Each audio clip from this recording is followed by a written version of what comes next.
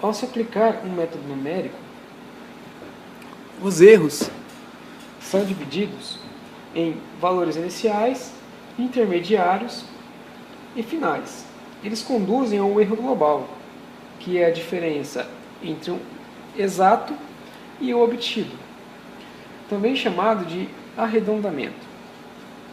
Os erros iniciais são cometidos no arredondamento dos dados iniciais. Os intermediários são decorrentes dos erros cometidos durante a aplicação do método numérico. E os erros finais decorrem na apresentação final do resultado.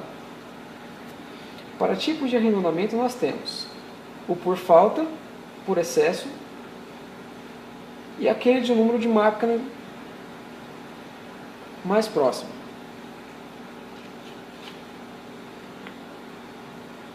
No cálculo manual, para critérios de arredondamento, ao registrar um valor aproximado, costuma-se usar algumas regras. Somar a metade, somar meia unidade após a última casa decimal e conservar, desprezar as demais casas, que seriam as duas opções. Então nós temos que, por exemplo, a raiz quadrada de 2 é um número infinito, sendo 1.414 infinitamente, sendo aproximado a 1.41.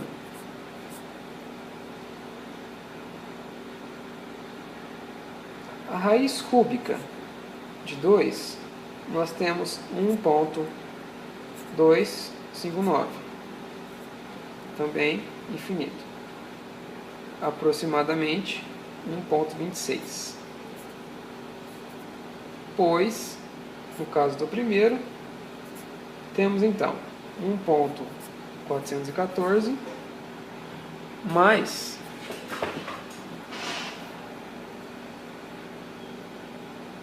no caso infinito mais 0.005,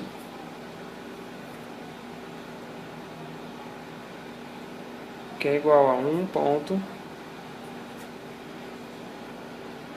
1.419, 3 pontos de infinito, finalizando em 1.41. Para o outro nós temos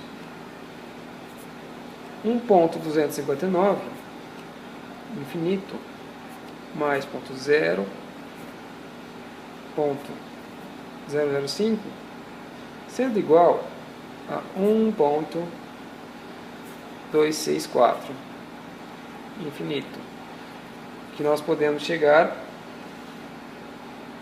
a 1.26. Então observa-se que com essa soma de meia unidade nós aproximamos o valor, certo? Então por arredondamento. O truncamento é um pouco diferente. São erros provenientes de processos que deveriam ser infinitos, no caso como esses, ou são muito grandes para a determinação de um valor que por razões práticas são truncados. Então neste caso aqui, ao invés de fazer um arredondamento ou para cima ou para baixo do valor, nós simplesmente cortaríamos um determinado ponto.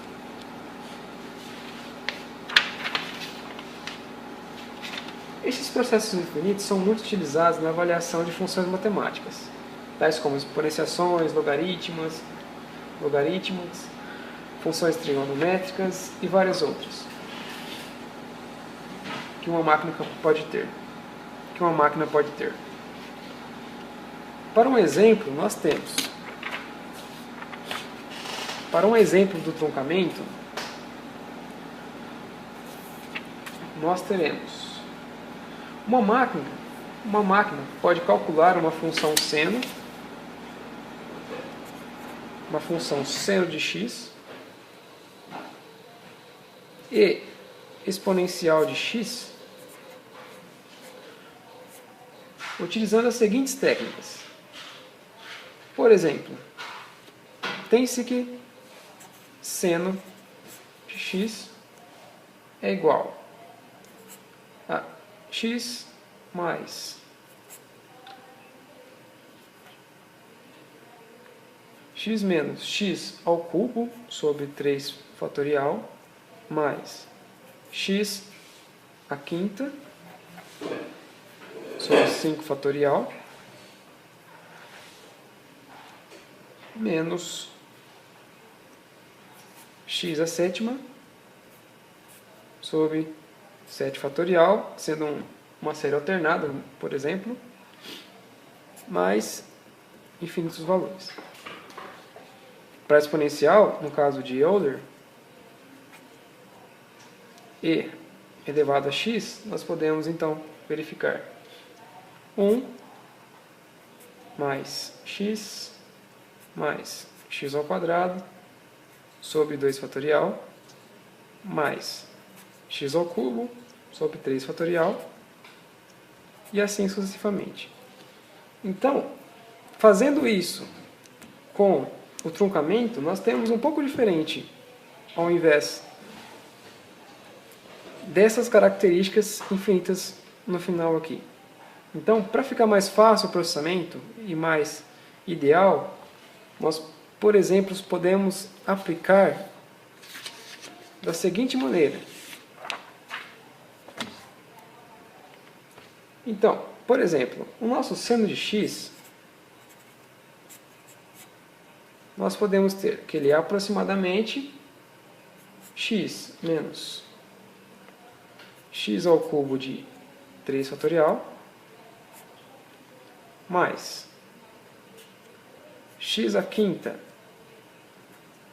de 5 fatorial, sendo então uma série alternada, nós podemos ter aqui x à sétima sobre 7 fatorial mais uma quantidade finita de valores, nesse caso n, mais o nosso 1 elevado a n, menos 1 elevado a n, vezes x elevado a n, ou seja, nosso valor finito, sobre n fatorial. Para a exponencial é a mesma linha. Então nós temos Euler elevado a x, nós temos a sua aproximação em 1 sendo igual a x mais x ao quadrado sobre 2 fatorial mais 3x ao cubo sobre 3 fatorial, uma quantidade finita de números, mais o x elevado a n sobre o n fatorial, com o n um número finito. Então, a solução nesse caso, como pode ser observado, é interromper os cálculos quando uma determinada posição é atingida. De uma maneira geral, pode-se dizer que o erro de truncamento pode ser diminuído até chegar a ficar na ordem do erro de arredondamento. A partir desse ponto, não faz sentido diminuir-se mais, pois o erro de arredondamento será dominante. Com isso, nós podemos, então, mencionar propagações de erros.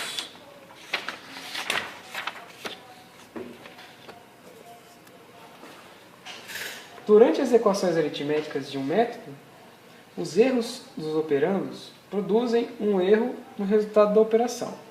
Como um exemplo, suponha que as operações abaixo sejam processadas em uma máquina com 4 dígitos significativos e, vamos lá, fazendo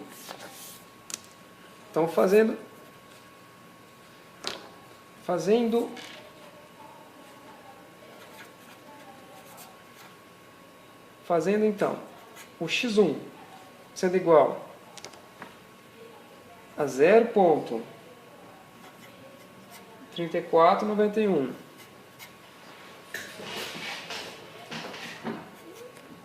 vezes 10 à quarta, e o nosso x1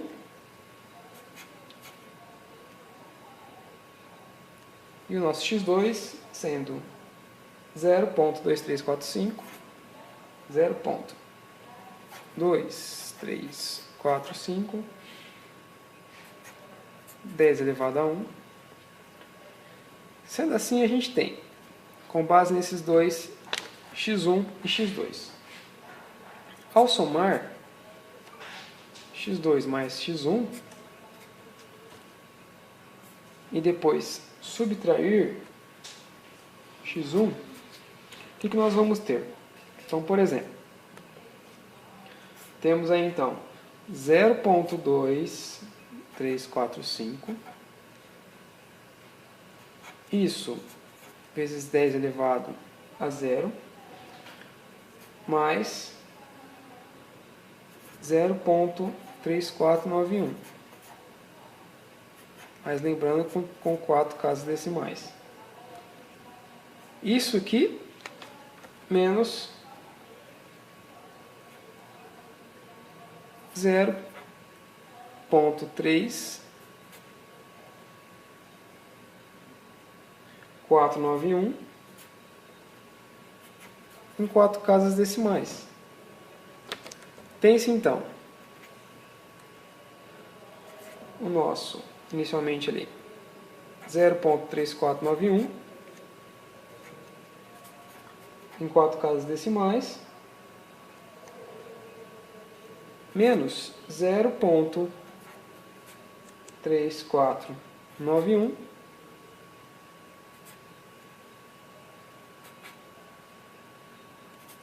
com as 4 casas decimais.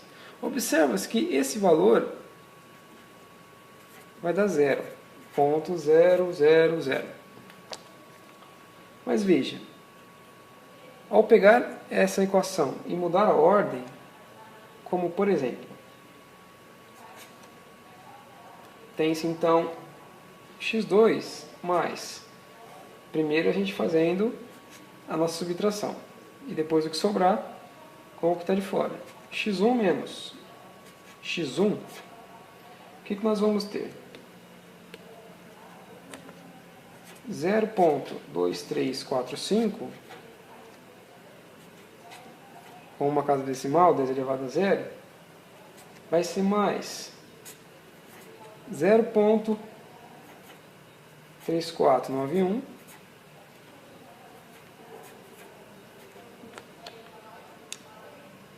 com 10 elevado a quarta, isso menos 0.3491 com 4 casas decimais. Assim nós temos, então, 0.2345 mais 0.000. E qual valor nós temos então? Nós temos que o nosso valor vai ser 0.2345. Bom, os resultados são diferentes, quando na verdade não deveriam ser diferentes, pois a adição é uma equação distributiva. A causa dessa diferença foi o arredondamento feito na adição x2 mais x1, cujo resultado tem 8 dígitos. Como a máquina só armazena 4 dígitos, os menos significativos foram desprezados.